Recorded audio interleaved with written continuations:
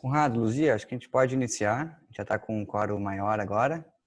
E aí, conforme o pessoal for entrando, a gente vai dando aqui as boas-vindas e vai dando início, certo? Certo, Então, combinado. legal. Perfeito. Então, primeiro, eu quero desejar uma boa tarde a todos, né? Sejam todos muito bem-vindos. Nós vamos dar início a mais um webinar da Electric. Hoje nós vamos falar sobre custos operacionais no mercado livre de energia, certo? E já quero aproveitar também para agradecer aí aos meus colegas, a Luzia Leite e o Conrado Novo, né, de estar dividindo aí essa oportunidade de compartilhar um pouco do nosso dia a dia, né, das nossas atividades e também do nosso conhecimento. Eu acredito que nada melhor, né, da gente aprender também de alguma forma compartilhando o nosso conhecimento. É uma das principais formas de aprendizado. Então, sem dúvida nenhuma, a gente vai estar aqui aprendendo junto e compartilhando um pouco do nosso conhecimento. Eu me apresentando rapidamente, meu nome é Vinícius Luz, eu sou analista aqui de gestão na Electric e acho que a Luzia e o Conrado, vocês podem se apresentar também. Fiquem à vontade. Pode ser, o Conrado pode começar. Então tá, primeiro, boa tarde. Queria agradecer a Electric pela oportunidade de estar vindo aqui falar sobre um assunto bem importante, né? Meu nome é Conrado, eu trabalho na Electric como analista de gestão. Então, tudo que a gente for falar aqui agora é um pouco do nosso dia a dia. Tá? Então, sejam bem-vindos. Qualquer dúvida que vocês tiverem, por favor, estejam à vontade para nos perguntar. Luzia. Então tá, gente, primeiro quero agradecer a participação de todo mundo que está aqui com a gente, tirando uma horinha para ter essa conversa aqui com a gente, espero que seja bastante proveitoso, tá? Então, que nem o Vinícius já nos apresentou, meu nome é Luzia, eu trabalho no mercado de energia há mais ou menos 2 anos e meio, trabalho que tem Conrado como analista, tá, de gestão de energia elétrica, então a gente tem uma carteira de clientes, tanto do mercado cativo quanto do mercado livre, tá? E hoje a ideia é tentar trazer um pouco mais de clareza, tá, para alguns aspectos financeiros que os consumidores do Mercado Livre acabam vivenciando mensalmente, né, e que às vezes ainda pode ser um pouco confuso o contexto de cada custo, né, que engloba a atuação desse consumidor no Mercado Livre, tá? Então, vou passar para o Vini. Legal, Luzia. Obrigado. Obrigado, Conrado. Então, né, novamente aí agradecendo a Electric pela oportunidade, sem dúvida nenhuma, é um momento bem importante para nós aqui estar compartilhando esse assunto. Eu vou abrir aqui a nossa agenda para a gente, né, os nossos principais assuntos hoje. Então, a gente vai falar um pouco da diferença entre o mercado cativo e o mercado regulado. Depois, sim, a gente entra nos principais pontos sobre o nosso tema de hoje, né, que é a contribuição associativa, o encargo de energia de reserva e a garantia financeira e liquidação financeira, certo? Eu acho que a gente está aí se adaptando também, né, esse novo normal que a gente teve que a Elétrica, e hoje a gente está aqui praticamente com 80%, né, da nossa equipe trabalhando remotamente, e as ferramentas, acho que teve muitos pontos positivos aí, né, apesar, né, de todo o contexto econômico, a gente teve que se adaptar muito bem aí à nova realidade. E eu fui curioso e fui atrás, eu descobri que tem como fazer enquetes aqui no Zoom. E aí depois eu vou compartilhar com vocês algumas perguntas que eu fiz aí para ver qual é a gente também ter uma ideia do pessoal que está aqui nos assistindo hoje, né? Se já conhece sobre o assunto, se não conhecem tanto. A gente vai conforme vai avançando no webinar. E também, lembrando aqui, tem a opção do Q&A, né? Vocês podem estar fazendo algumas perguntas durante o webinar, e aí, conforme o tempo, a gente vai respondendo aí no final do webinar, ou então durante a apresentação, conforme for o necessário, certo?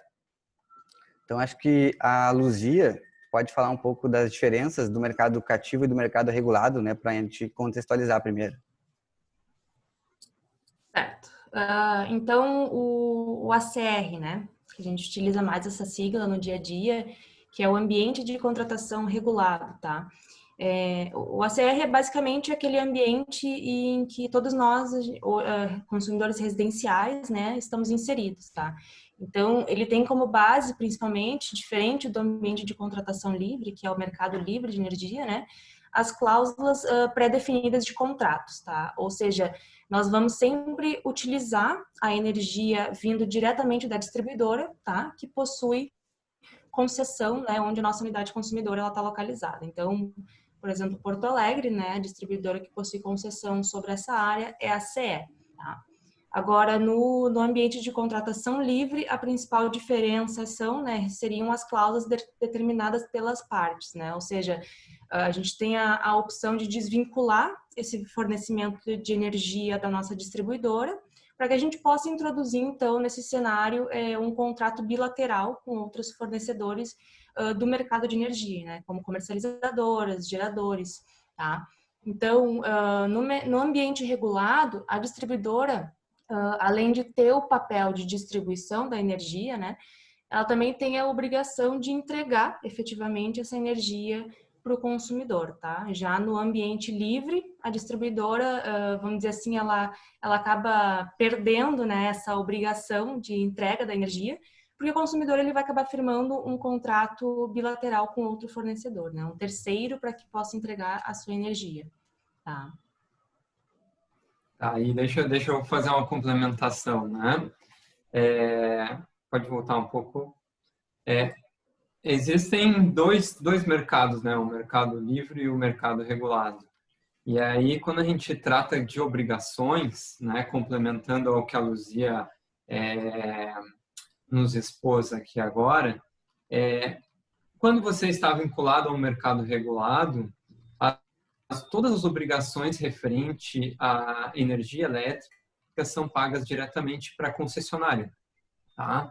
E eu digo todas as obrigações como encargos, impostos, questão da energia elétrica, questão da distribuição, o agente que centraliza todos esses custos, né?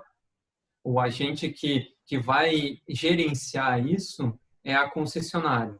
No momento que um consumidor opta por migrar para o mercado livre, né, que a gente chama na sigla de ACL, quando ele opta por migrar para o ACL, ele deixa de ter a concessionária deixa de ter algumas obrigações, tá? E essas obrigações que antes eram da concessionária passam a ser obrigações do consumidor. Tá? Então, esse webinar é para a gente explorar alguns pontos bem importantes, pontos que deixam de ser obrigação de gerenciamento por parte da distribuidora e passam a ser obrigação do consumidor. Tá? Então, a nossa ideia é explorar um pouquinho de cada um desses pontos. Obviamente, a gente não vai conseguir extinguir o assunto, mas é mais o intuito de ser informativo do que explorar bem a fundo, né, aquele ponto. Perfeito, Conrado. Aqui acho que a gente vai trazer também algumas das vantagens, né, de ir para o Mercado Livre, porque apesar do consumidor, do agente, passar a assumir todas essas responsabilidades, né, que de fato ele deixa ele assume essa responsabilidade distribuidora, ele também tem os pontos positivos do Mercado Livre, né? A gente não pode deixar de esquecer. Um deles, sem dúvida nenhuma, é a questão da economia. Hoje o Mercado Livre ele é muito mais competitivo, né, comparado com o mercado cativo, porque tu tem de fato a opção de escolha do teu fornecedor e onde existe a concorrência, a livre concorrência, os preços tendem a ser menores, né? Então, esse é um ponto importante do mercado livre, que vem crescendo aí cada vez mais. Hoje já são mais de 10 mil agentes e a tendência com a abertura do mercado aí nos próximos anos é que esse número aumente. Um outro fator importante do mercado livre é a questão da previsibilidade, né? Então, sem dúvida nenhuma, o agente ele consegue prever o custo que ele vai ter com a energia nos próximos anos, né? Ele já consegue assegurar um contrato de energia para os anos futuros E isso possibilita que ele faça um budget, por exemplo, de quanto ele vai ter de custo com energia nos próximos meses, nos próximos anos, não ficando tão exposto aí a fatores externos, né, a outras variáveis que ele não conseguiria prever. Através do Mercado Livre ele já consegue prever aí qual vai ser o preço de energia para os próximos anos. E também, né, não deixa de ser não menos importante o fator de poder de escolha, né, poder de decisão. O agente ele pode escolher a fonte de energia que ele vai ter no Mercado Livre, se ele vai optar por uma fonte de energia convencional ou talvez uma fonte de energia incentivada que vai dar alguns benefícios para ele, né? Então, esse é mais das vantagens do Mercado Livre, né? Mas como o Conrado citou, existem custos, né, que são operacionais, que envolvem toda a dinâmica do Mercado Livre, e esses que nós vamos abordar agora. Acho que a Luzia e o Conrado podem falar um pouco, o Conrado talvez da garantia financeira, que é um dos primeiros diferenças assim, entre o mercado cativo, né, e o mercado regulado. Isso, não, perfeito. Como foi introduzido, quando você saiu do mercado regulado e foi para o mercado livre, e a Luzia bem salientou, existe uma sequência de contratos, né, que deixam de ser responsabilidade da concessionária e passam a ser responsabilidade do consumidor. E um desses contratos é o contrato de compra e venda de energia elétrica, tá? Esses contratos são contratos bilaterais que são fechados entre o consumidor final e o fornecedor, tá? Esse fornecedor ele pode ser tanto o gerador quanto uma comercializadora, tá? Então existem essas duas modalidades, tá? E aí nós vamos explorar aqui um pouquinho de como é que funciona essa garantia financeira de contrato, tá? Bom, por esses contratos serem de longo prazo, tá? Normalmente, assim, num contexto geral, eles são de longo prazo. E quando a gente fala longo prazo, a gente está falando aí 1, 2, 5, 10 anos, tá? Existe a necessidade do fornecedor garantir de que o consumidor vai estar sempre adimplente com ele, né? Que esse fornecimento ele vai estar sempre sendo remunerado, tá? E para garantir que esse fornecimento esteja sempre contínuo, tá? Existe o dispositivo que é a garantia financeira de contrato. Essa garantia ela tem que ser entregue antes do consumidor começar a consumir essa energia, tá? E nós vemos aí, num contexto geral de mercado, né, 5 modalidades, 5 maiores modalidades, tá? Quais são elas? É o depósito antecipado, o CDB calcionado, a carta fiança, o seguro garantia e o registro contra pagamento, tá? Essas são as modalidades, nós vamos dar uma explorada um pouco melhor nelas no próximo slide, tá? Mas como é que é calculado, assim, de maneira geral, essa garantia financeira de contrato, tá? Então,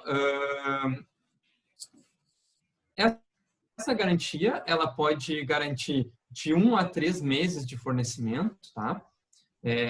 Vai depender muito de como esse fornecedor está vendo o risco de inadimplência por parte do consumidor, tá? Então, geralmente esse processo ele inicia com uma análise dos balanços e DREs do consumidor para entender como é que está a saúde financeira desse consumidor, tá?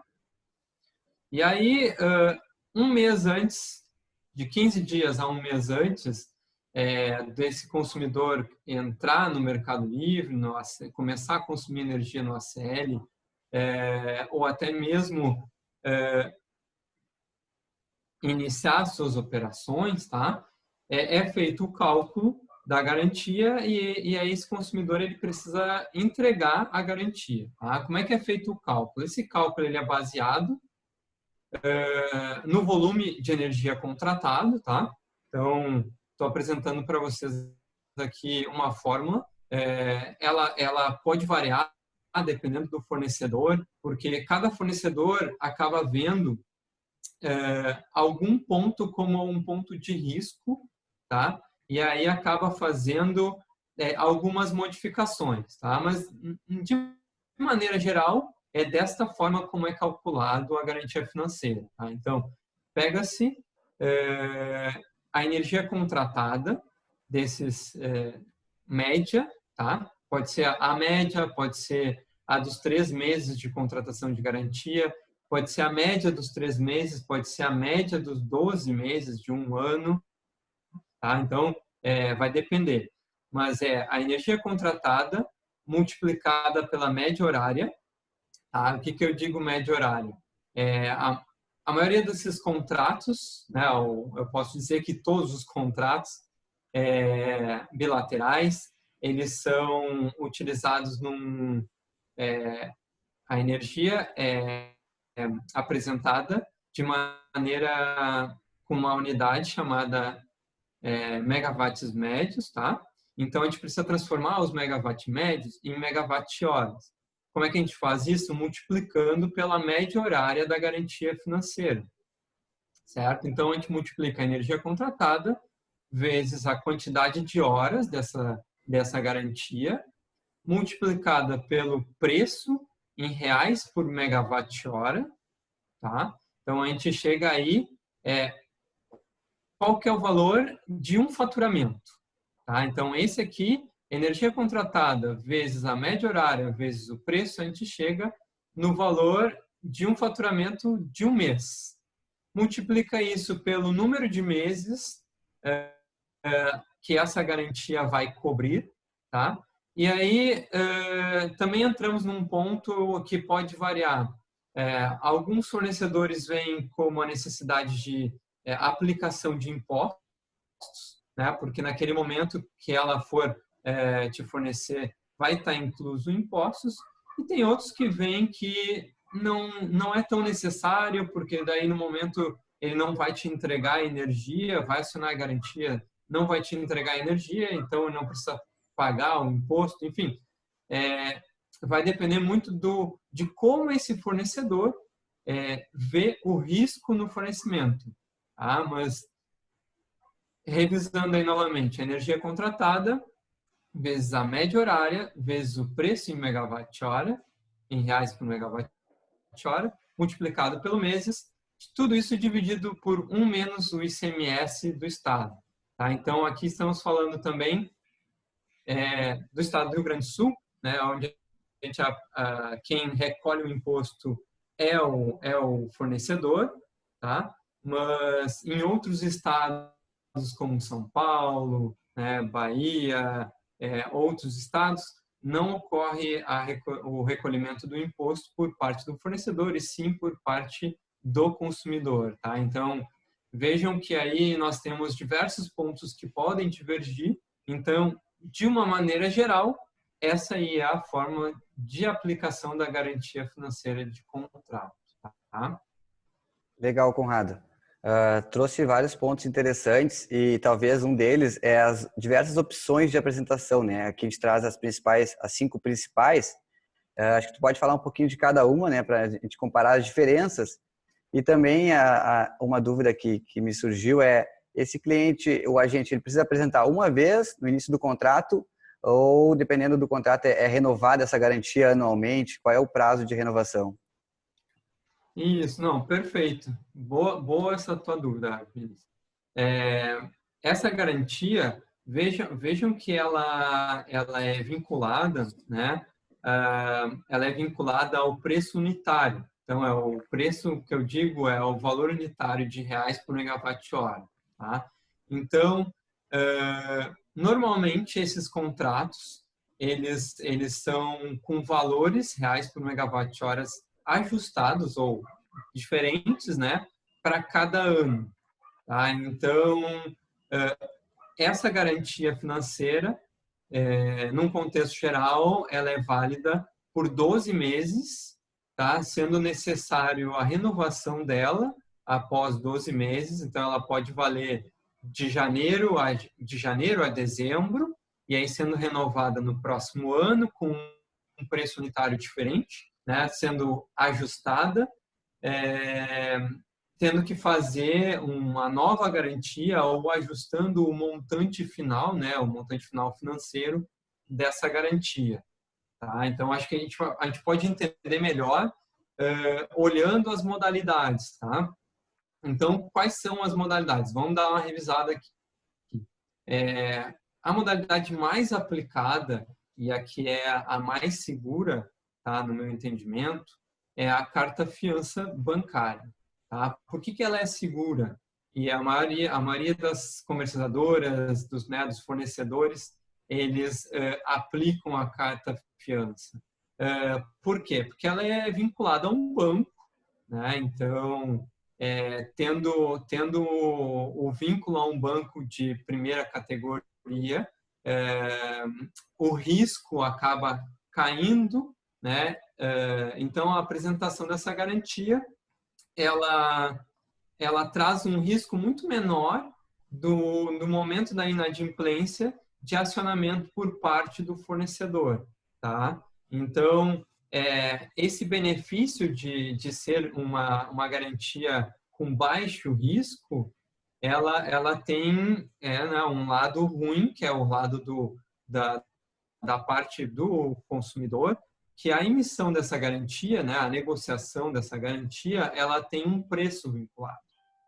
Atualmente, a gente tem visto aí que o custo dessa garantia está girando entre 5% a 11% do valor afiançado.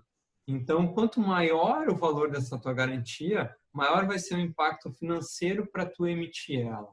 Tá? Então, por isso, esse também é um indicador de que essa garantia é uma garantia com baixo risco de acionamento, né? Então, sempre que o fornecedor necessitar, ele vai poder acionar essa garantia, ele vai receber de forma rápida, obviamente apresentando comprovações da inadimplência por parte do consumidor. Tá? Ela é a mais aceita por parte das comercializadoras, dos fornecedores. Tá? A segunda garantia que é reconhecida como uma garantia mais segura também de apresentação é o seguro-garantia. A diferença que existe entre o seguro-garantia e a carta-fiança é que a carta-fiança é emitida por um banco e o seguro-garantia é emitido por uma seguradora. Tá? Mas, na hora de escolher quais são os bancos e quais são as seguradoras que vão poder emitir essa garantia, elas passam pelos mesmos critérios, tá? Então, tem que ser uma instituição reconhecida no mercado, né, com um bom histórico de pagamento, enfim, vai ser um fiador aí que vai ter um bom nome no mercado, tá?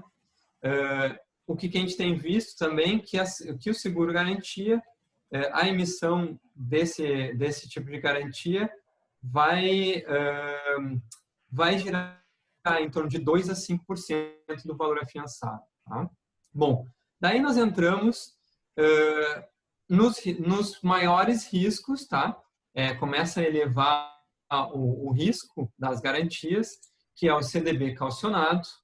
Tá? CDB calcionado, você tem que desembolsar o valor da garantia. Então, imagina que você vai ter que desembolsar o valor de 3 meses de faturamento da energia, fazer a aplicação num CDB, tá? Aí o banco vai emitir um comprovante de que esse valor afiançado está congelado lá no banco, né, rendendo a um CDB algum tipo de aplicação. E aí, no momento da inadimplência, o fornecedor tem a autorização, né, a autorização por escrito, para poder fazer o resgate, caso a inadimplência ocorra, desse valor que está lá calcionado no banco. Tá?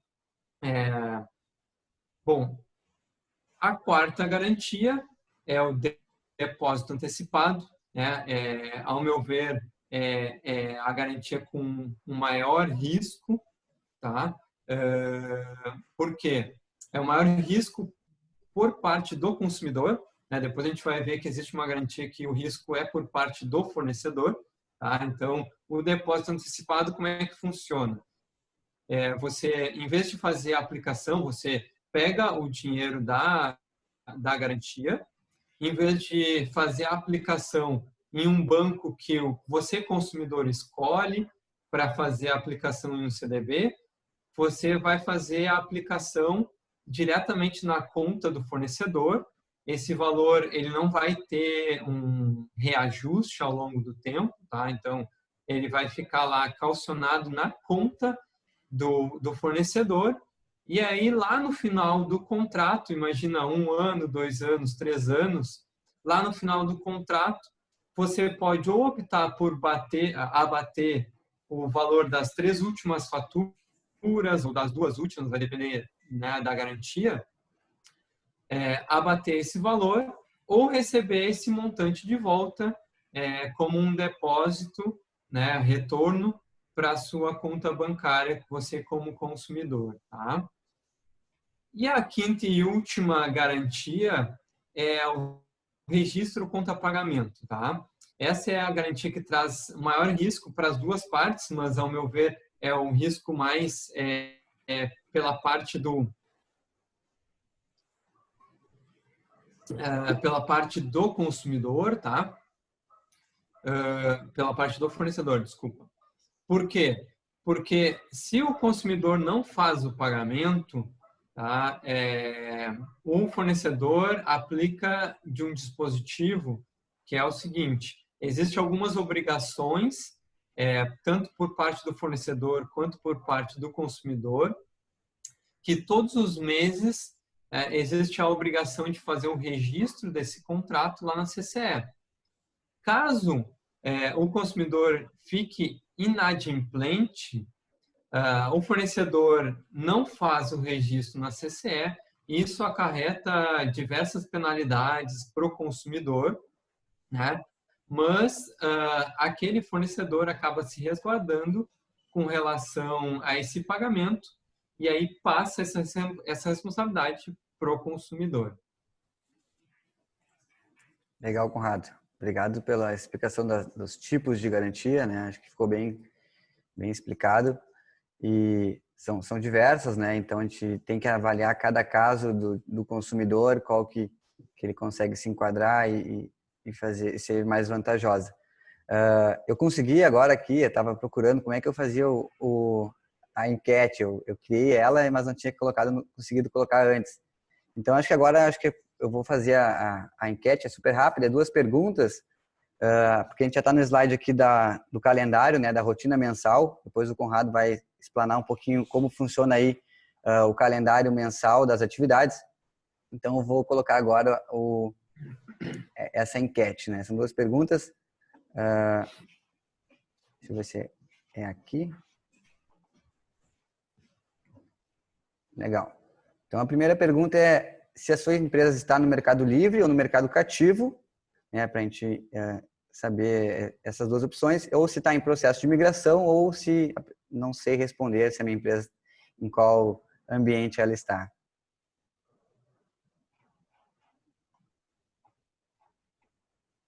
Dá um minutinho aí para o pessoal responder. Uhum. Não, o pessoal já está respondendo.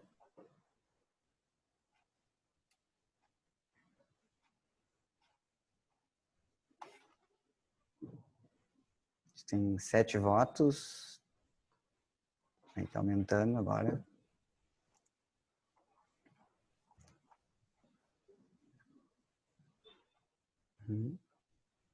Tá bem dividido. Ó. O pessoal está 40% já no livre, outros 30% no cativo. Alguns também não sabem responder, mas isso é legal. Depois serve, né, até como um fato de curiosidade, de buscar atrás e descobrir se a sua empresa em qual é o ambiente que ela está. E a segunda pergunta é o quanto você está inteirado sobre os custos operacionais, né, no ambiente de contratação livre. Então, as opções são muito, razoável, um pouco ou nada, né? Eu acho que é legal a gente ter esses dois extremos aqui, o pessoal que sabe bastante e aqueles que não sabem nada, porque os que sabem muito podem contribuir com nós também, né, acredito, com o Conrado e com a Luzia. E aqueles que sabem nada ou um pouco vão estar aprendendo aí um pouco do que o pessoal tem para compartilhar. Eu vou dar mais 30 segundos, daí eu encerro aqui a enquete. Já tem mais de 50% dos votos.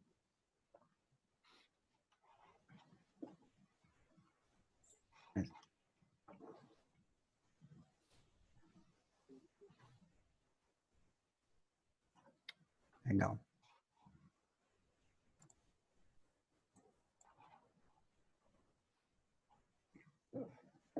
Depois aqui, compartilhar com vocês aqui o resultado. Ficou a maioria no mercado cativo não sabe responder, né? Alguns estão no Mercado Livre.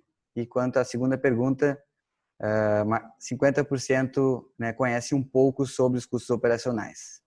Legal, obrigado a todos que responderam.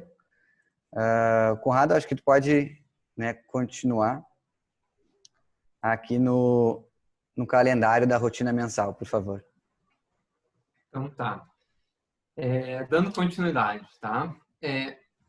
Bom, imagine que no momento que vocês migram para o Mercado Livre, como é que funciona o primeiro mês, tá? Então, a gente trouxe aqui a demonstração de como funciona o primeiro mês de operação. Por quê? Porque antes você como consumidor pagava a conta lá da sua distribuidora, da sua concessionária e deu. Era isso que você tinha como obrigação, tinha que pagar lá dentro da data de vencimento e aí sem mais obrigações perante a energia elétrica, né? Bom, e aí quando gira a chave lá, saiu do mercado regulado e passou para o mercado livre, né, no ambiente de contratação livre, existe um calendário exposto pela CCE, né, que é o agente que faz as operações, né, que ele faz a fiscalização das operações no mercado livre, tá? E a gente trouxe para cá um exemplo de como é esse calendário, de como ele funciona. Tá? Então, ele começa no primeiro dia que o consumidor foi aprovado para a operação no Mercado Livre. Tá? Então, nesse primeiro mês, ele começa o mês de consumo dele, no primeiro dia. Tá? Quando ele finalizou esse primeiro mês, aí sim começa uma sequência de cobranças que tem as datas pré-definidas. Tá? Então, no primeiro dia útil do mês subsequente ao consumo, é realizado o fechamento, né, o balanço, o balancete, de tudo que essas unidades consumiram. Tá? No quinto dia útil, ocorre a emissão do boleto da contribuição associativa, ponto que a gente vai ver mais adiante. Lá no... Opa! Temos um... Sumiu um pouquinho, no 8º dia útil. Lá no 8º dia útil, tá? Ocorre a divulgação dos valores da energia de reserva. Obrigado, Luzia. No 12º dia útil, a divulgação dos valores do aporte das garantias financeiras. E aqui eu já quero deixar um ponto bem importante, não confundir esse garantias financeiras com a garantia financeira de contrato, tá? Então, eles têm a mesma nomenclatura, porém são dispositivos diferentes, tá? São operações diferentes. No 13º dia útil, ocorre o aporte da energia de reserva. No 15º dia útil, o limite para aporte das garantias financeiras. No 20º dia útil, a data de vencimento lá da contribuição associativa. Tá? E aí, no segundo mês subsequente, ocorre no 26º dia útil e no 27º, o débito ou o crédito da liquidação financeira. Tá? Legal. Deixa eu avançar aqui, Conrado. Acho que a gente pode começar pela rotina da contribuição associativa. Né? Tu pode falar um pouquinho sobre ela. Eu até ganhei aqui um chá de camomila. Acho que a minha colega achou que eu estava um pouco nervoso. Mas tá tudo certo. Não Obrigado. fique, não fique, Só tá agradecer tudo certo. aqui. Obrigado, Fernando.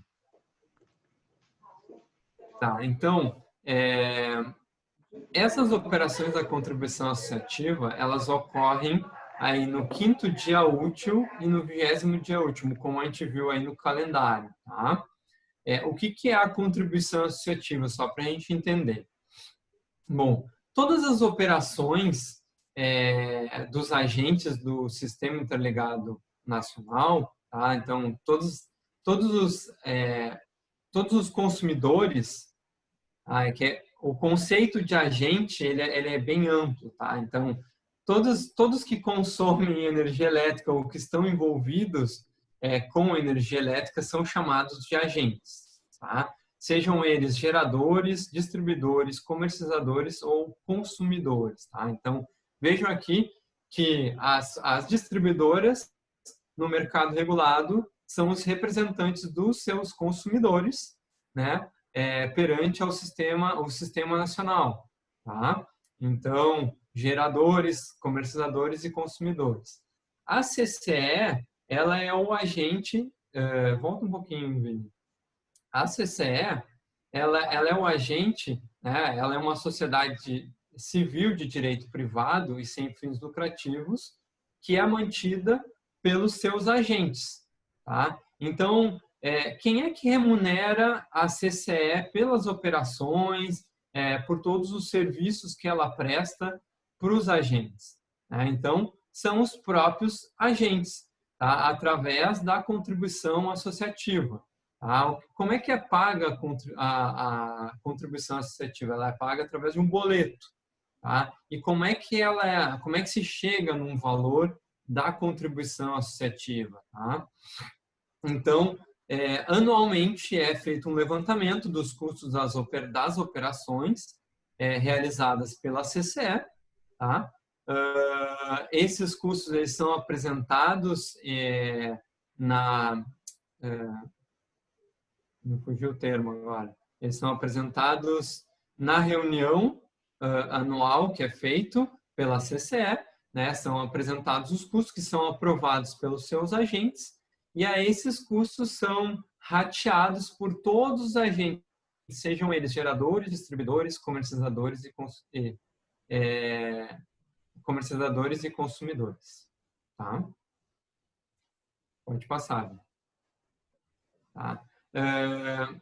A resolução normativa número 109 do ano de 2004, né, aprovou a convenção de comercialização e essa convenção é onde é definido todos os custos, né, e como vai ser feito essa cobrança para todos os seus agentes, né? Então essa convenção ela é realizada uma vez ao ano via Assembleia Geral, onde todos os agentes são convidados a participar, né? Não existe uma obrigação, mas eles são convidados a participar e votam nessa Assembleia Geral. Né? Todos os votos são contabilizados e se aprovado aquele orçamento, ele é rateado no próximo ano com todos os agentes. Tá? Pode passar. Então, como eu falei, os custos são aprovados em Assembleia Geral. O valor anual ele é dividido em 12 parcelas, ou seja, são 12 boletos. Né? Esses boletos eles são vinculados ao consumo do agente. Né? No caso, quando o agente tem algum tipo de consumo. Então, esse boleto ele não é um valor fixo de 12 parcelas fixas, né? Ele varia mensalmente, ele é proporcional ao valor total e ao número de votos, variando assim mensalmente. Tá? Pode passar. Aí, Esse Conrado, boleto... Oi. desculpa, só acho que tu vai comentar. É importante e legal de ressaltar que esse boleto, geralmente ele é um valor que não é um valor tão expressivo, né? Mas em contrapartida, o fato de não efetuar o pagamento pode iniciar um processo de desligamento, né? Acho que até nesse slide aí que tem um pouco sobre isso. Isso, não, bem lembrado, Vini. O que acontece? Como existem agentes que são maiores, agentes que são menores, né? Como é vinculado ao consumo de cada agente, esse boleto acaba tendo um valor não tão expressivo, né? No final das contas, frente às outras contas, a conta de energia, a conta da própria distribuidora, da concessionária, né? E aí, como você salientou, existe um dispositivo que qualquer tipo de inadimplência perante a CCE, ele abre um processo que tem um nome bem impactante, né? Que é desligamento, um processo de desligamento. Esse processo de desligamento, ele também acontece, né? Cabe salientar que ele também acontece caso esse agente venha ficar inadimplente perante a contribuição associativa. Tá? E aí entra alguns itens bem legais que é importante a gente entender. Tá? Esse boleto, ele é disponibilizado via internet, ou seja, ele não existe uma entrega via correios, vão entregar esse boleto diretamente na unidade. Não, ele é disponibilizado via internet, né? Ele é encaminhado via e-mail ou disponível diretamente na plataforma da CCE, tá? E aí, de um ano para cá, a Luzia não vai me deixar esquecer. De um ano para cá, a CCE implementou na sua plataforma o pagamento desse boleto via débito em conta. Ou seja, mais um dispositivo para que esse consumidor não se atrapalhe aí na quantidade de faturas que ele pode vir a receber. E aí, o que acontece caso ele não pague ou pague com atraso? Tá? Existe a possibilidade de tu esquecer, né? Existem processos. Esqueci de pagar o boleto da contribuição associativa. Bom, esse boleto ele pode ser pago com atraso, com uma multa de 2% ou juros de 1%, mais atualização monetária, tá? Se pago dentro do prazo. Caso ele venha a postergar, obviamente essa multa ela vai se somando e aí sim vai gerar o processo de desligamento, tá? Tu vai receber uma cartinha dizendo, você esqueceu de fazer o pagamento, vai ser notificado. E aí, obviamente que a Electric trabalha sempre para estar sempre assinalando lá os consumidores, olha, não esquece desse pagamento, né? Perfeito, exatamente. Se caso alguém ficou com alguma dúvida, né, só reforçando ali no Q&A, pode fazer a sua pergunta e no final a gente volta aí nesse tema. Agora a gente vai entrar num assunto que talvez para os agentes mais novos tenha surgido como uma novidade, que é o encargo de energia de reserva, né? Ele não vinha sendo cobrado aí no início do ano passado, no início desse ano, e aí com a queda do PLD, ele passou a ser cobrado aí nos últimos meses, né? E acho que a Luzia pode falar um pouco mais sobre esse encargo aí, que inclusive, já vou dar spoiler aqui, a Luzia publicou no LinkedIn dela um artigo sobre energia de reserva, tá muito bom, muito completo, então fica aí uma dica de um adicional aí sobre esse assunto. Legal, valeu, Vini. Não, queria complementar ali, antes de entrar para esse próximo custo, que esse processo de desligamento, ele funciona para qualquer obrigação que o consumidor tenha no Mercado Livre, tá? Claro, ele essa notificação que o Conrado fala, ele é um pouco assustador pelo nome que se dá, né? Processo de desligamento do agente. Para a contribuição associativa, ele pode ocorrer sim, tá? Ele está em normativa essa precedência, mas é um processo um pouco demorado, né? Não é uma coisa que você paga, não paga o boleto em 2, demora um pouco, né, para que o processo seja aberto, tá? Já para outras obrigações que a gente vai ver na sequência, essas obrigações são um pouco mais importantes, né, pela importância realmente que tem com os outros agentes e toda a contabilização. Tá? Então, começando aqui, entrando para esse próximo custo operacional, o encargo de energia de reserva, né? Esse encargo, então, ele é um encargo obrigatório, tá? Benito pode passar ali para o primeiro slide ali do encargo. Ele é um encargo obrigatório, tá? Todos os consumidores do Sistema Interligado Nacional, eles possuem essa obrigação, tá? Mas, no Mercado Livre, os consumidores livres, eles acabam enxergando esse encargo um pouco diferente do que os consumidores do ambiente regulado, tá?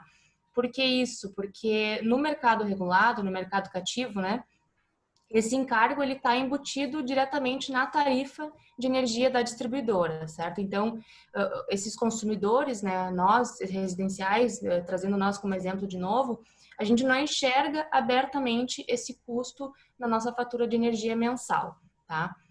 Já os consumidores no ambiente livre, eles acabam enxergando isso individualizado, esse encargo, tá? Porque ele é recolhido através da conta Bradesco de cada agente, né, inserido no ambiente livre de contratação, tá? Então, desculpa, gente, só um momentinho.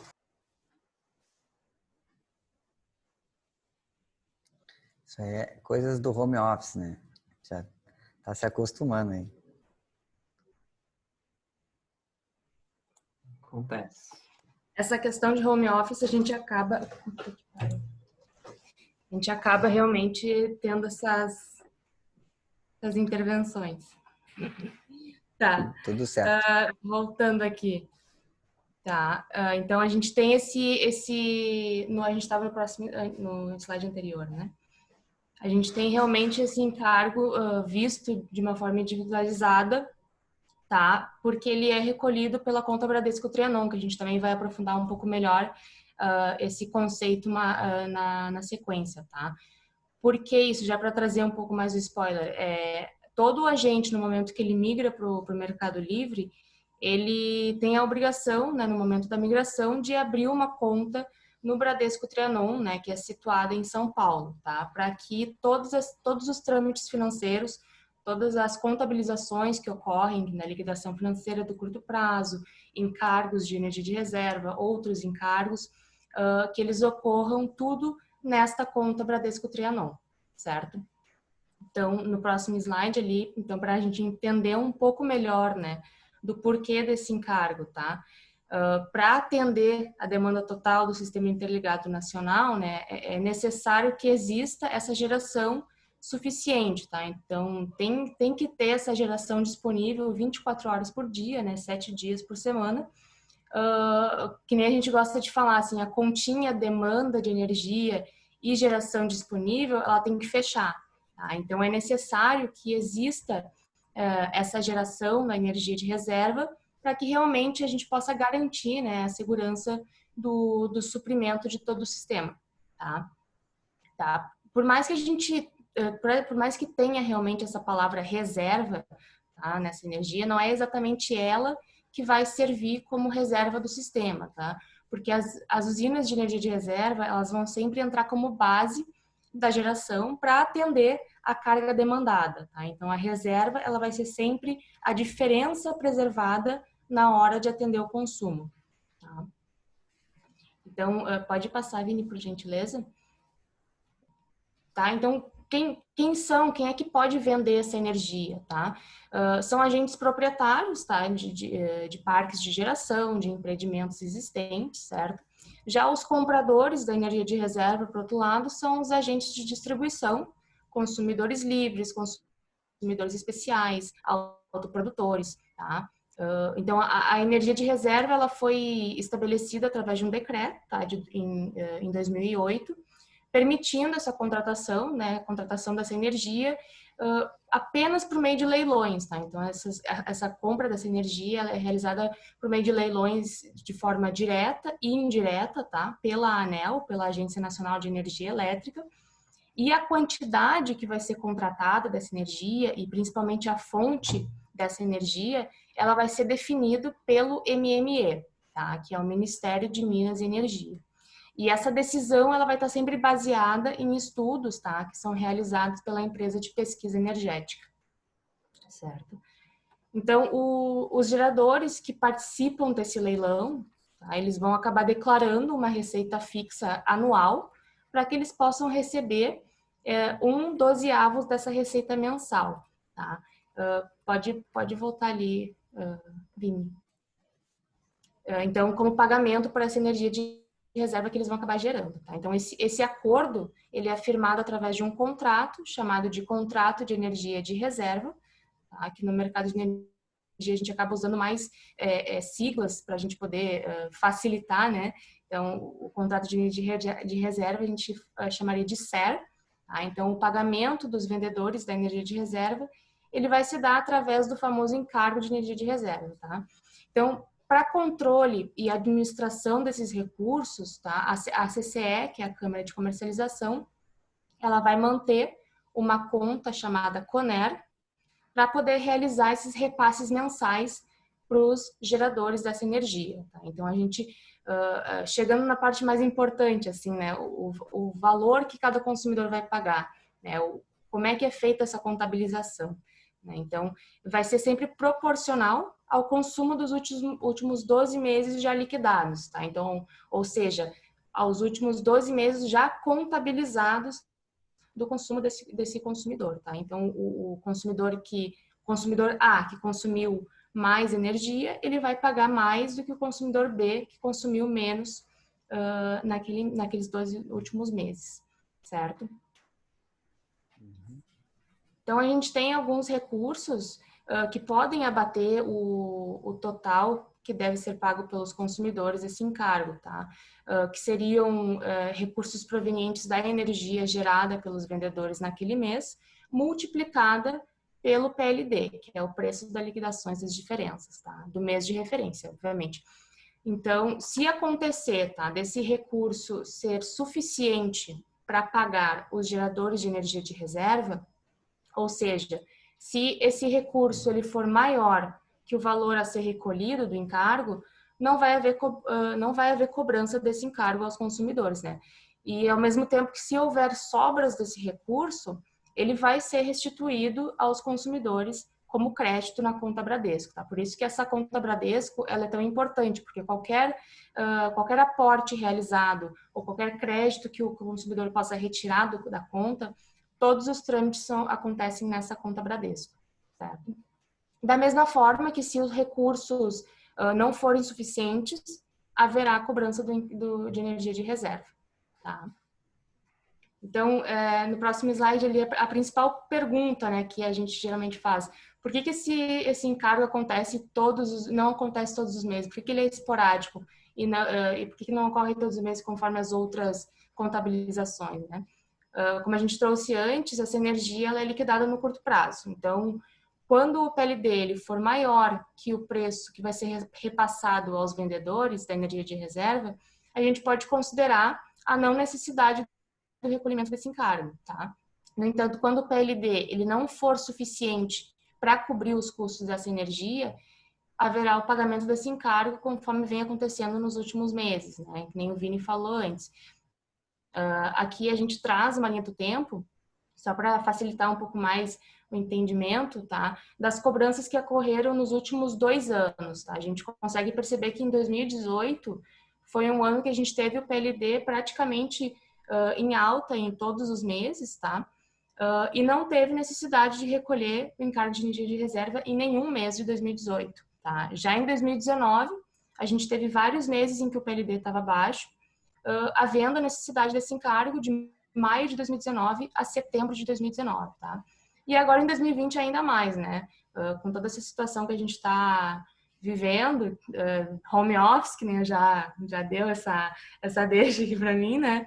A gente teve principalmente uma queda significativa de consumo total, tá, no sistema. O consumo brasileiro reduziu muito mesmo, fazendo com que a gente tivesse um período ótimo de armazenamento, tá? Então, quando a gente tem essa condição ótima de armazenamento, consequentemente, né, o preço da energia ela vai cair muito, tá? Então, isso aconteceu desde que se iniciou o distanciamento social lá em março, tá? Então, como a gente até trouxe ali uma projeção, tá, ali embaixo no slide, do PLD. Então, a gente está projetando o PLD bem baixo até o final desse ano.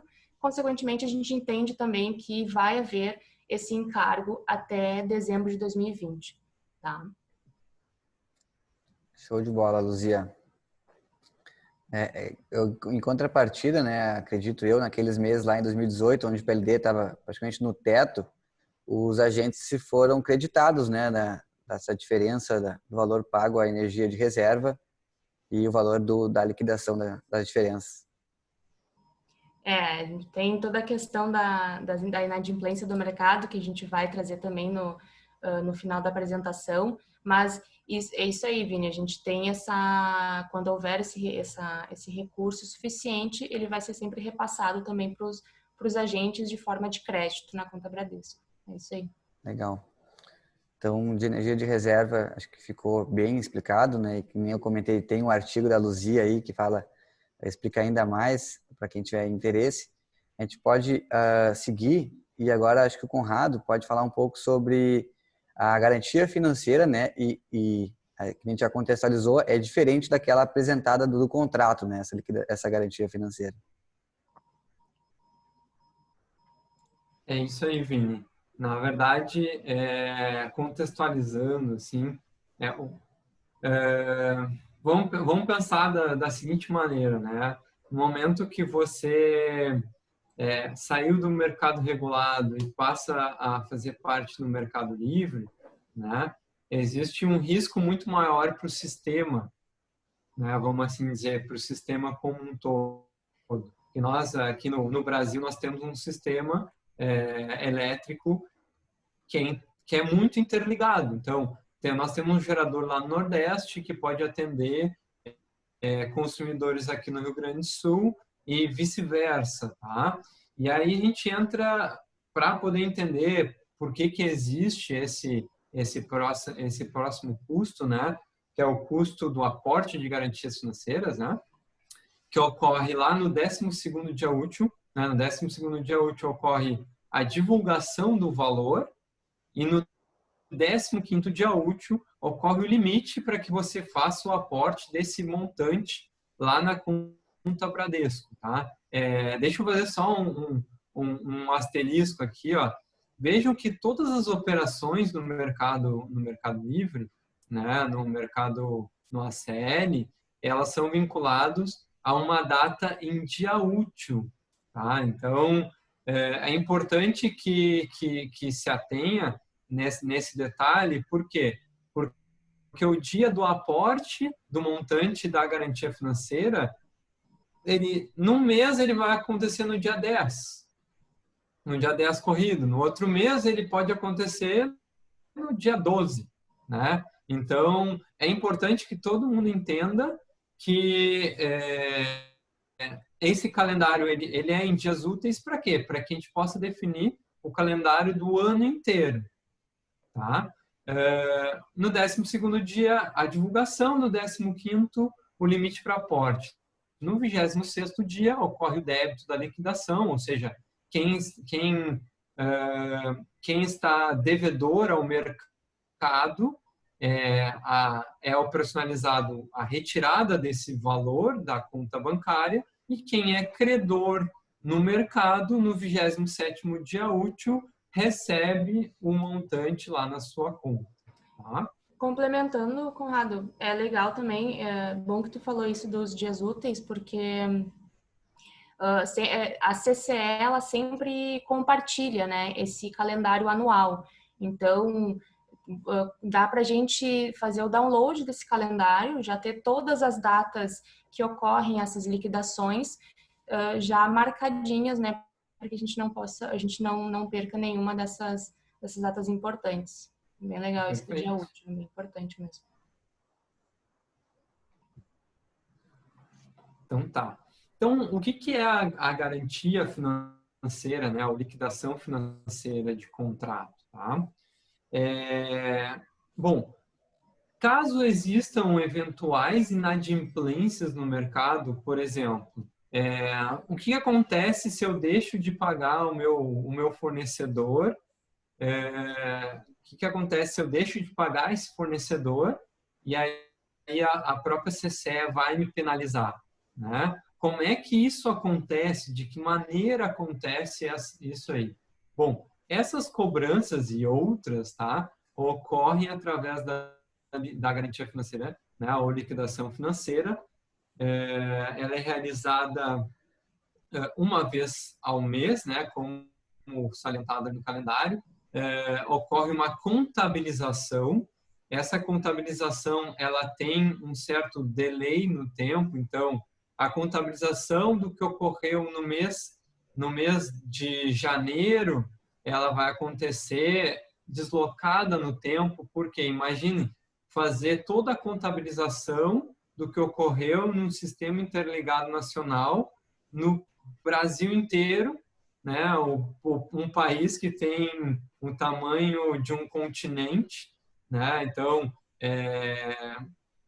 existe esse delay, tá? Então, como que ela funciona, tá? Então, uma vez ao mês é feito a contabilização e é indicado requisitos, né? Então, é feita uma indicação das necessidades daquele agente, né? Das obrigações, e aí é confrontado essas informações diretamente com os recursos que ele apresentou naquele mês, e a diferença entre o que ele tinha de recurso e das necessidades, né, dos requisitos, são valorados ao valor de PLD, e a gente chama isso de MCP, mercado de curto prazo, tá?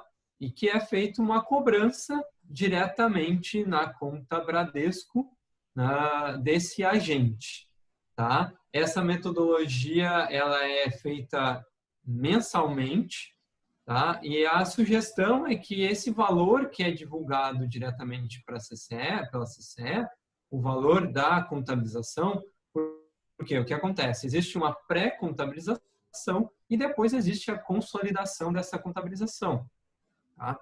Então, o valor aportado naquele mês, a sugestão é que seja aportado o valor indicado mais 5% como uma reserva, né, de variação dessa contabilização, tá? Essa exposição ela pode ser negativa ou tanto positiva, né, como falado lá com relação a débitos e créditos. Mas a Luzia vai dar uma explicada um pouco melhor agora para vocês de como é que funciona essa liquidação, tá? Certo. Então, outra questão que pode muitas vezes gerar um impacto significativo no valor, tá, que vai ser aportado na garantia financeira, é a questão do deslocamento do PLD, tá? Então, alguns meses pode apresentar um certo deslocamento no preço, tá? Nos patamares de carga, leve, médio e pesado. Então, como a contabilização entre o consumido e o contratado, ele é realizado hora a hora, quando o PLD, nos horários do dia em que tem maior consumo de energia, apresentar um preço significativamente maior que o PLD nos horários de menor consumo, esses períodos do dia que o consumo tende a ser maior, vai ter pequenas exposições, tá? O que são exposições? Quando o consumo é maior do que o consumidor tem contratado. Então, essas exposições, elas vão ser contabilizadas pelo PLD de carga média e pesada, que são os preços maiores, resultando, então, num valor financeiro bem significativo a ser aportado na conta Bradesco, tá? Então, aqui no próximo slide, a gente traz um gráfico para tentar ilustrar um pouco melhor, tá? Quando a gente consegue perceber quando ocorre isso, a gente vê que como o PLD nos patamares de carga pesada e média é justamente quando o consumo é maior, as horas de exposição as horas de posição, desculpa, credora do agente, não vai conseguir compensar os momentos em que houver posição devedora, tá? Então, como essa diferença entre os preços é muito grande, não tem como compensar para que não ocorra aporte na conta Bradesco. Então, acaba tendo um valor financeiro bem significativo, tá? Cabe aqui agora só, volta um pouco, Vini, complementar que atualmente o PLD ele é contabilizado semanalmente, tá? Semanalmente nas 3 cargas, a carga leve, a média e a pesada, tá? E a partir do ano que vem, o PLD será contabilizado de forma horária, ou seja, vai trazer um pouco mais de complexibilidade para essa cobrança, tá? Mas vai trazer também um pouco mais de assertividade com relação a o que está acontecendo no mercado, né?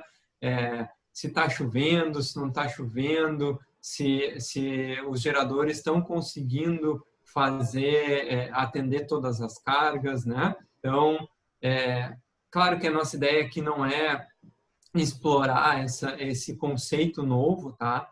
Mas somente pontuando aí de que a partir do ano que vem nós teremos uma mudança nessa dinâmica, tá? Perfeito, Conrado. Estou muito bem lembrado. Obrigado, Luzia.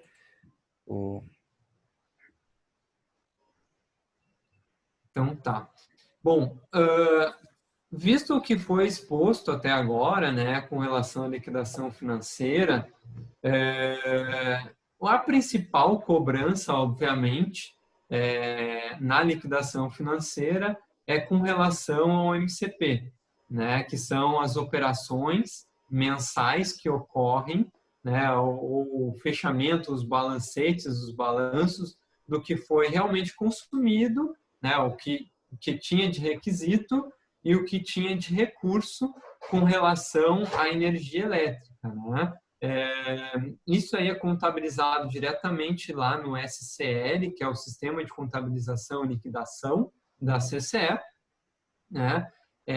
Que é calculado a posição se esse agente está na posição devedora ou credora.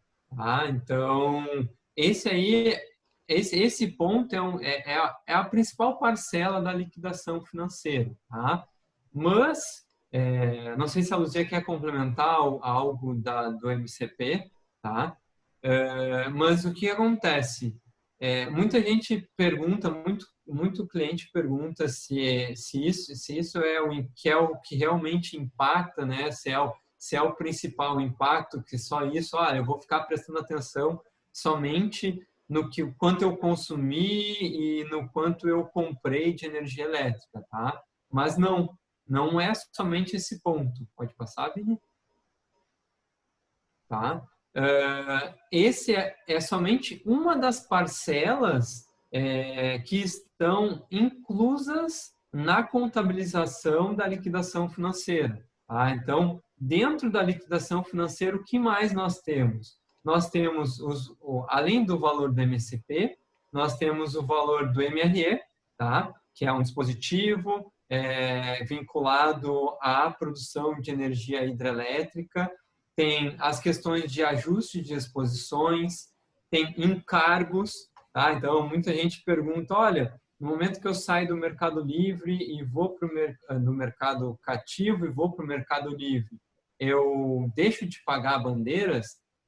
De certa forma, deixa de pagar bandeiras, tá? Só esse valor das bandeiras ele acaba sendo repassado de uma forma de encargos, tá? Obviamente, encargos que têm um impacto muito menor do que a bandeira diretamente, tá? Mas sim, existe, né? Se a gente for olhar lá com uma lupa, existe, tá? E eles estão inclusos nessa caixinha chamada encargos. Né? Mas também nós temos lá os efeitos dos contratos de compra de energia no ambiente regulado, efeitos de cotas da garantia físicas, de contratos, efeitos da energia nuclear, pagamentos de penalidades, ajuste mensal de disputas, ajuste de alívios retroativos, ajustes do MCSD ex postes, ajustes de restituição CONER, ajustes do CCER das usinas aptas, ou seja, existe uma lista de encargos, né, que estão vinculados à liquidação financeiras que são apresentados, né? Então, todos esses valores eles são inclusos mensalmente no momento que a CCE faz a contabilização, tá? Aí você me pergunta também, mas como é que eu vou saber o que eu estou pagando, o que eu não estou pagando, se a liquidação financeira ela me chega de maneira, olha, tem que pagar tantos R$ 1.000, tantos X reais.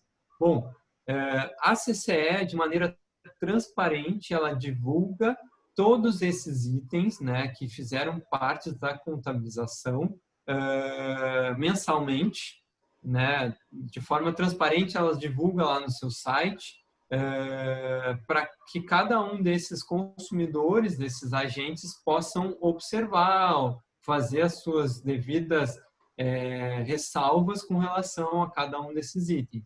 Obviamente que nem sempre, da mesma maneira como a energia de reserva é aplicado, obviamente não é aplicado todos os meses esses itens, tá?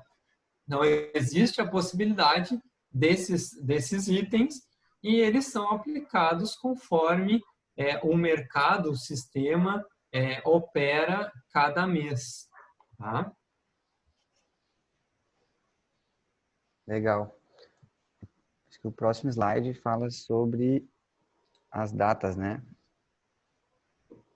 Isso, eu convido a Luzia para explicar um pouco melhor para nós aí como é que funciona as datas e os pagamentos dessa liquidação, né? Certo, então, como o Conrado trouxe anteriormente, né, a gente tem essas datas já estabelecidas por dia útil, tá? Então, no 12º dia útil vai ocorrer o aporte da garantia financeira, né? Então, pelo próprio nome, garantia financeira, ela é uma pré-contabilização do que vai ocorrer na liquidação financeira no 26º e no 27º, tá? Então, nesse 12º dia útil, o agente ele vai descobrir, vamos dizer assim, né, se ele vai ter posição devedora ou se ele vai ter posição credora, tá? Então, nesse momento, ele vai identificar se ele vai ter que realizar um aporte na conta Bradesco ou não, tá? Para que no 26º e no 27º, todos os valores que foram aportados pelos agentes devedores possam ser repassados para os agentes credores, tá? Então, essa tarefa, ela é realizada pelo Banco Bradesco, tá? Então, como a gente já salientou em várias vezes aqui na apresentação, ele é o agente custodiante, ele quem vai ser responsável por realizar todos esses trâmites financeiros entre as contas de todos os agentes que estão no Mercado Livre, tá? Legal, É Luzia. importante, viu? É importante salientar também que o Bradesco ele não foi escolhido de maneira aleatória, né? Isso. Então, isso também é uma outra pergunta, eu acho que cabe aqui pontuar, que normalmente nos perguntam, tá, mas se eu tenho que exatamente abrir uma conta no Bradesco, tá? Sim, essa conta no Bradesco, e não é em qualquer Bradesco, olha, o consumidor chega, eu já tenho uma conta no Bradesco, eu posso usar essa conta? Não, tá? Não pode usar essa conta. Por quê? Porque a agência Trianon, né, do Bradesco, ganhou uma licitação para fazer todas as operações que estão vinculadas ao ambiente de contratação livre. Tá? Então, essa conta ela tem que ser aberta especificamente na agência Trianon do Bradesco, que fica na Avenida Paulista, em São Paulo. Tá? Então, só fazendo um parênteses aí, que eu acho que é importante a gente estar bem ciente de que esse ponto é bem importante. Perfeito, Conrado, perfeito. Acho que indo aqui para o nosso último slide, mas também não menos importante, né? a questão da liquidação financeira geralmente gera uma dúvida nos agentes, nos clientes, porque às vezes eles têm um crédito a receber e pela questão da inadimplência do mercado, né, às vezes acabam não recebendo esse crédito. O Conrado pode explicar também, talvez, por que, de onde surgiu, né, essa inadimplência, como é que ela vem se acumulando aí ao longo dos anos.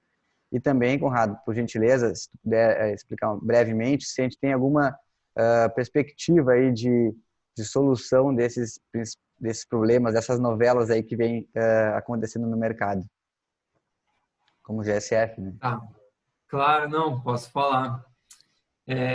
Então, como o Vini Luz acabou de falar, acontece às vezes, né, ou pelo menos tem acontecido com bastante frequência, dos consumidores não receberem os créditos em sua totalidade lá na conta Bradesco referente à liquidação financeira, tá? Por quê? Vamos entender por que você, né, consumidor, não está recebendo aquele crédito que por direito é seu, tá?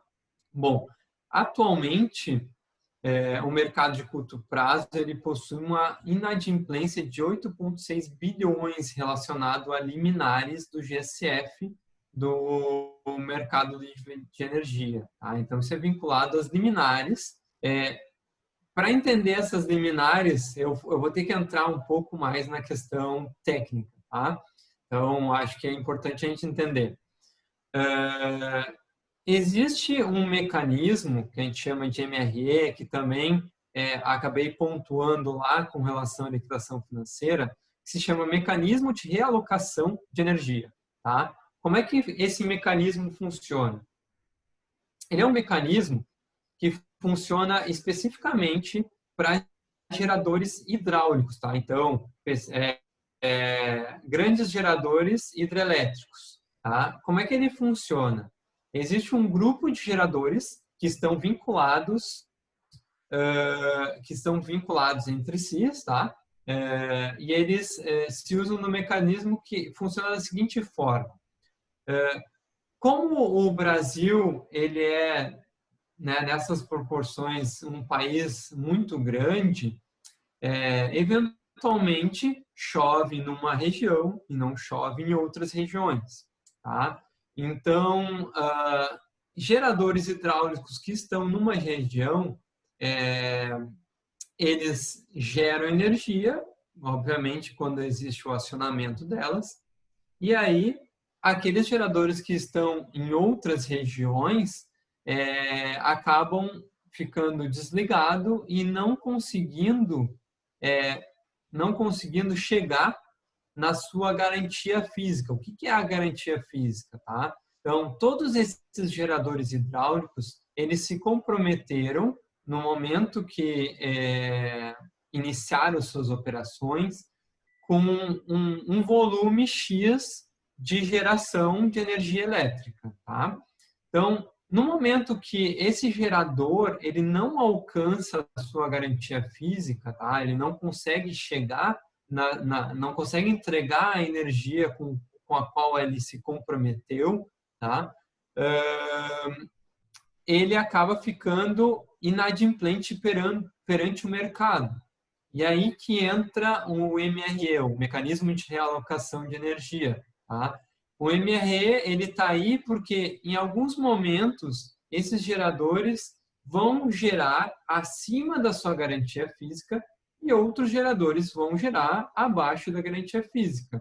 O que acontece existe um acerto de contas entre esses geradores que aderiram ao MRE, tá?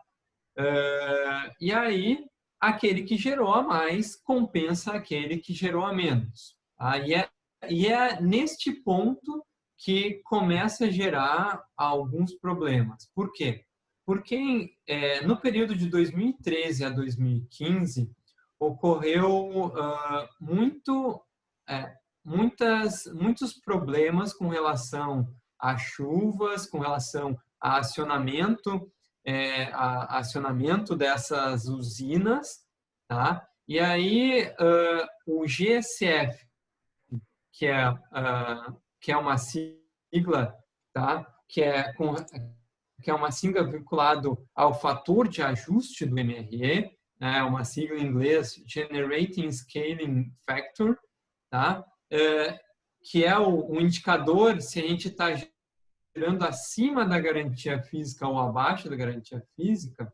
Esse indicador começou a ficar muito abaixo, né, do valor unitário, ou seja, a gente estava gerando muito abaixo da garantia física. Então, trouxe aqui para vocês um gráfico, tá, do GSF, desse indicador, do ano de 2018 até agosto de 2020. Então, a gente pode ver que existe realmente uma oscilação anual do GSF. Só que o que acontece? Nos anos de 2013 a 2015, esse indicador estava baixo e, em contrapartida, o PLD estava muito alto. Tá? Então, no momento que esses geradores que participam do MRE não conseguem alcançar a garantia física, eles têm que ir ao mercado, adquirir a energia e fazer pagamentos, né, a compensação através da liquidação financeira dessa diferença, né, do GSF até a garantia física deles. E aí imaginem vocês que o PLD alto, GSF baixo, começou a gerar valores muito altos de liquidação financeira para esses agentes, para esses geradores hídricos. Tá? E aí, esses valores altos foram contornados, de certa forma, através de liminares. Então, um grupo de geradores entrou com algumas liminares para não fazer o pagamento desse volume, né, desse dinheiro. Desculpa.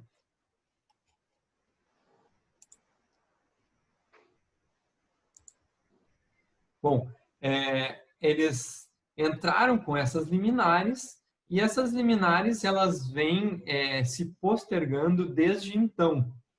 Tá? Então, esse primeiro grupo entrou com liminares, aí um segundo grupo que se sentiu lesado entrou com outras liminares e essas liminares foram se sucedendo até o ano de 2020 agora, onde a gente tem uma sinalização de que uma das MPs está sendo analisada e vai ser aplicada para a resolução dessas liminares. Tá? Então, esse valor de 8,6 bilhões, ele tá reservado para o momento que essas liminares, né, ou esses imbróglios, sejam resolvidos. Tá? Então, o que acontece? Existem meses onde o GSF acaba ficando muito abaixo e essas liminares elas são acionadas. E aí, no momento que essas liminares são acionadas, o consumidor final, que não tem liminar, né, acaba sendo impactado, ele acaba não recebendo esses créditos que deveriam receber, ou acaba até mesmo recebendo créditos proporcionalmente. Por quê? Lembram que lá no começo do nosso webinar aqui, eu falei que todos os agentes do mercado, eles compartilham, eles são associados à CCE e eles compartilham essa inadimplência. Então, essa inadimplência ela é rateada com todos os agentes que operam no ambiente de contratação livre, no mercado livre. Tá? Então, dependendo do mês, esse consumidor vai receber uma porcentagem dos créditos deles. Obviamente, esses créditos eles não são perdidos, né? Eles ficam lá disponíveis e são abatidos conforme os meses vão passando. Mas é um ponto importante, né, a salientar para os consumidores que acabam olhando o crédito, olha, eu tenho X reais para receber de crédito, acabam contando com esse valor, porém esse valor ele não está disponível. Por quê? Porque existe esse ponto muito importante, pontos que têm que ser levados em consideração no momento que a gente vai fazer a operação mensal desses consumidores. Tá? Perfeito, Conrado. É legal. E outro, acho que só Para complementando. complementar, Vini, Tá, claro. teve, que nem o Conrado falou, teve essa MP, né? Só que a questão é o seguinte, ela ainda falta ser regulamentada pela ANEEL, né? Sim. Então, a gente entende que isso ainda vai se desenrolar, acredito que por mais uns 4 meses, né? Então, é provável que essas liminares, elas obviamente vão se manter vigentes, né? Então, o mercado vai continuar travado, a gente não vai se ter acesso a esses quase 9 bilhões de reais para repasse aos credores. E é provável que a gente só vai ver esse recurso lá por janeiro de 2021, né? Então, estamos contando com isso. Sim, é uma luz no fim do túnel, né? Que É, tá cada vez chegando mais perto, finalmente. E mas o que a Luzia quis dizer é que o túnel ele está perto, mas ele não está tão perto. é. Né? Isso é bem entendi. importante entender. Sim, eu já sou mais otimista, né? Eu confesso. Mas e até complementando de novamente, esse valor daqueles agentes que têm esse crédito a receber, ele está sendo corrigido, né? Ele não é um valor fixo. Né? Então, no momento que sair Isso é importante.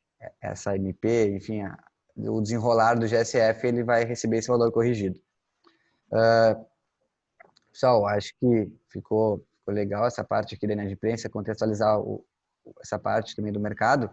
E a gente, né, encerra aqui a parte da apresentação e já agradeço aí o pessoal e a gente ficou praticamente com todo o core até o final da apresentação. Né? Hoje, numa terça-feira nublada aqui em Porto Alegre, né, o tempo não está dos melhores, choveu bastante, né? Então, se aqui tivesse uma cabeceira de rio, o PLD estaria, né, caindo. Choveu fora do copo, que nem diz os especialistas. Eu vou encerrar a apresentação e a gente pode ir para as perguntas que surgiu aqui durante o webinar. E aí vocês sintam à vontade, a Luzia ou o Conrado, para responderem, conforme se sentirem à vontade, tá? Então aqui eu vou selecionar algumas que veio no Q&A e tem uma também ali no chat que foi do senhor José Teodoro. Legal? Eu vou começar pela aqui do que foi feito aqui uma questão pelo Felipe Martins. No caso de garantia financeira com CDB calcionado, o valor mantém-se corrigido, indexado com o coeficiente do CDB aplicado ou fica congelado sem correção? Conrado? Eu acho que eu posso responder essa. Sim, ele fica, esse valor, o que eu quis dizer quando ele fica congelado? Tá? Ele fica congelado para movimentações por parte do consumidor. Tá? Mas quando é um CDB calcionado, certamente ele vai ficar rendendo, né? Ele fica indexado ao coeficiente de rendimento da aplicação e ele fica rendendo lá o tempo que essa garantia financeira estiver aplicada, né, enquanto esse contrato bilateral existir e também enquanto existir o interesse do próprio consumidor em manter essa aplicação.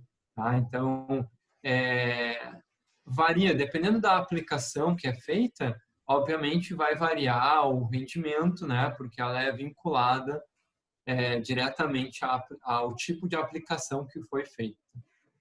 Legal, Tá? perfeito, Conrado. Aqui tem algumas perguntas que são semelhantes a essa. Já respondendo o Max Riffel, ele perguntou se o webinar ficará gravado e disponível para visualização. Sim, o webinar a gente vai disponibilizar na plataforma do YouTube da Electric e também vai estar enviando aí para todos que assistiram, né, depois assim que finalizar aqui, uma pesquisa de satisfação junto com o link do webinar. Tá? Tem mais alguma pergunta aqui do Eduardo. Quais são as condições atuais para migrar do cativo para o SL, para o Mercado Livre, né? Acho que essa aí é uma boa pergunta, até porque no início ali tinha alguns que estavam no mercado cativo e certamente surgiu a dúvida aí de como ir para o Mercado Livre. Conrado está acostumado aí com as migrações, pode falar um também. Tá, eu vou responder essa e eu vou responder também a do Denilson Vieira, porque está mais ou menos vinculado, tá? Então, a pergunta... Quem é que fez a pergunta mesmo, Vinícius? Só um minuto. Foi Eduardo. Eduardo. Tá, então, respondendo ao Eduardo, tá? Para você migrar para o Mercado Livre, existem algumas condições, né? Obviamente. Existem as condições físicas, né? E existem condições mais com intuito técnico, né? Que é as principais condições, tá? Então, para você migrar como consumidor especial, você tem que ter, o consumidor ele tem que ter demanda de, no mínimo, 500 kW, tá? Então, tem que ter a demanda no mínimo 500 kW. Porém, o que... Tá, para consumidor especial, para consumidor livre, você tem que ter uma demanda maior que 2.000 kW. Tá? Então, tem uma série de conceitos aí que é interessante a gente entender. Existem consumidores especiais, que são aqueles consumidores que são menores, né? Por isso que eles têm que ter no mínimo 500 kW. E aqueles consumidores que são maiores, que são os consumidores livres, que são aqueles que têm demanda acima de 2.000 kW. Tá? Porém, existe uma medida provisória, alguns decretos que estão sendo aplicados, tá? Que vem reduzindo essa obrigação da demanda. Tá? Então, ao longo dos anos, desde o ano de 2019, começo de 2019, essa obrigação da demanda com relação ao consumidor livre, ela vem reduzindo, né? Antes de 2019, esses consumidores livres, eles tinham que ter 3.000 kW ou mais, tá? No ano de 2020, nós já estamos na obrigação de 2.000 kW e existe um calendário até 2024 de redução dessa demanda de obrigação, que é uma escadinha, tá? Então, no ano de 2020 nós estamos em 2.000 kW, no ano de 2021 nós vamos ter 1.500 kW, 2022 1.000 kW, 2023 500 kW, e a gente consegue, né, nesse momento, em 2023 para 2024, equiparar consumidores livres e consumidores especiais, tá? Junto com essas medidas provisórias e os decretos, está vinculado, tá, um estudo, e aí respondendo o Denilson, tá, está vinculado a um estudo, né, uma obrigação por parte da CCE e da EPE, de fazer um estudo do impacto desses consumidores chamados de baixa tensão ou consumidores residenciais tornarem-se consumidores livres. Tá? Então, a ideia dessas leis é fazer com que a gente transforme todos os consumidores brasileiros em consumidores livres. Tá? Obviamente, existem diversos desafios aí para a CCE e para a EPE nesse estudo. Por quê?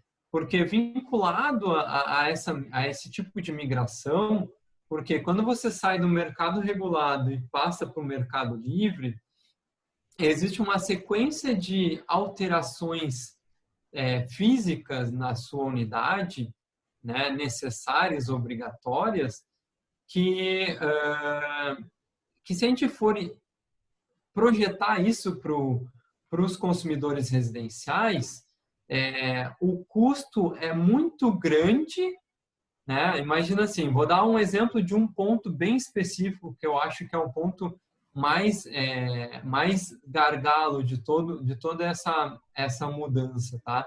Que é o ponto no momento que você muda o medidor, tá? A mudança do medidor, o pagamento da mudança do medidor, ele fica com a distribuidora. Então, quem é responsável por colocar um medidor lá nessas unidades consumidoras?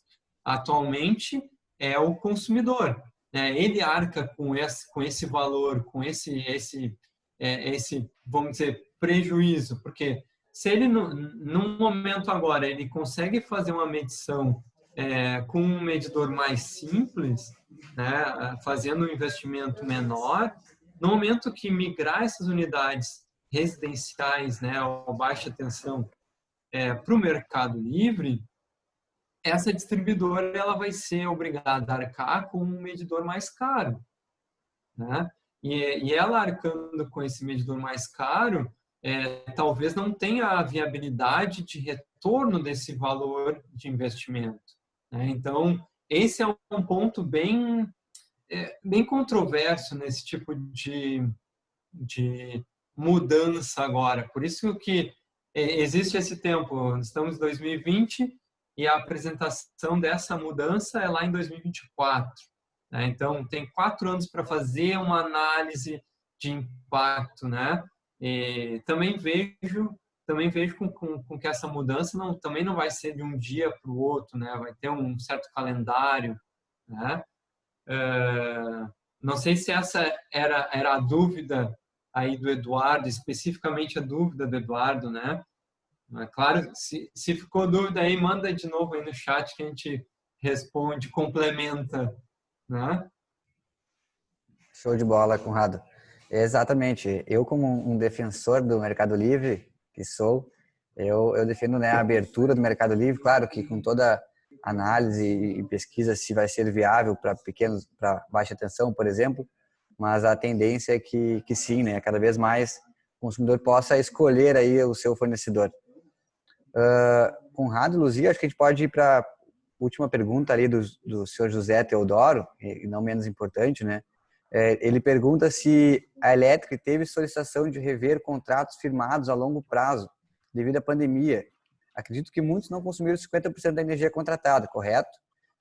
Como funciona? Minha pergunta como funciona? A Luzia e o Conrado, né, vocês podem responder.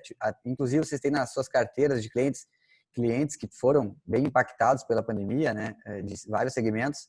Então, acho que vocês podem trazer um pouquinho como é que foi aí a experiência de vocês nesse cenário. Não, com certeza. Até eu e o Conrado, principalmente, que nós temos nas nossas carteiras vários shopping centers, né?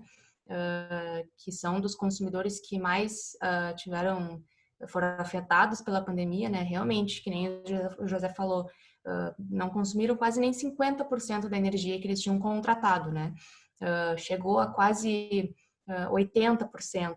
Então, claro, outros ramos também, hotelaria, vários hotéis também tiveram esse problema, e a gente teve um boom de negociação. A gente começou pleitos com as comercializadoras, né, para que a gente pudesse negociar alguma coisa que pudesse, né, ser tanto proveitoso para o consumidor quanto para a comercializadora, né? Como é um contrato bilateral, algumas comercializadoras foram um pouco mais receosas, outros foram mais receptivas aos pleitos que a gente apresentou, né?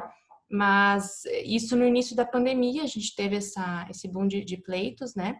E agora a gente está vendo que as comercializadoras elas estão ficando um pouco mais receosas realmente, né? Teve cada vez mais, eles receberam essas solicitações, então eles tiveram que travar algumas solicitações para que eles mesmos não tivessem esse prejuízo gigantesco de acabar cedendo a energia apenas consumida, né, para